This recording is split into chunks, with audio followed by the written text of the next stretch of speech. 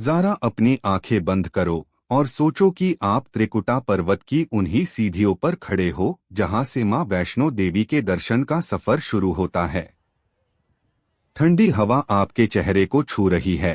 रात का समय है, ऊपर चांद चमक रहा है और हर तरफ से एक ही गूंज आती है, जय माता दी। मैं भी इसी रास्ते पर था। नवरात्रि का तीसरा दिन, मां चंद्रघंटा के दर्शन का दिन।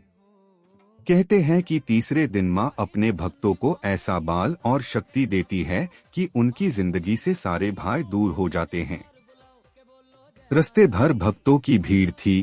कोई डांडिया बजाता हुआ चढ़ रहा था, कोई भजन गाता हुआ, कोई अपने मन की मन्नत लेकर। एक बुढ़िया माँ को देखा मैंने, जिनके पैर कांपते थे, लेकिन आंखों में एक अजीब सा तेज था। मुझे लगा माँ ने उन्हें खुद बुलाया है। ऐसे ही एक छोटा बच्चा अपने पिता का हाथ पकड़कर जय माता दी चिल्लाता हुआ चढ़ रहा था। उसके चेहरे की मुस्कान देखकर लगा माँ अपनी कृपा उस पर बरसा रही है। अगर आपको भी ये अनुभव महसूस हो रहा है तो चैनल को अभी सब्सक्राइब करें और माँ की कहानी को और लोगों तक पहुँचाने के लिए शेयर करना ना भूले।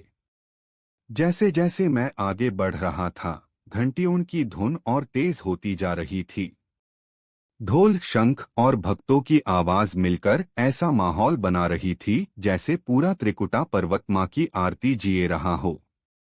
हर भक्त के दिल में बस एक ही भावना थी, मां के दर्शन। और फिर वो क्षण आया। मैं मां के दरबार में खड़ा था।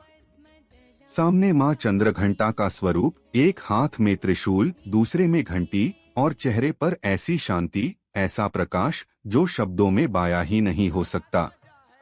कहते हैं मां चंद्रघंटा की घंटी की धुन से बुरी शक्तियां भाग जाती है और भक्त के जीवन में सिर्फ शांति और समृद्धि का प्रवेश होता है। उस रोशनी को देखकर लगा जैसे मेरे अंदर के सारे अंधेरे, सारे दार सब मिट गए। दरबार में लोग रो रहे थे, पर वो आंसू दुख के नहीं, मां के दर्शन की खुशी के थे। कोई हाथ जोड़कर अपने सपने कह रहा था, कोई अपना दुख रख रहा था।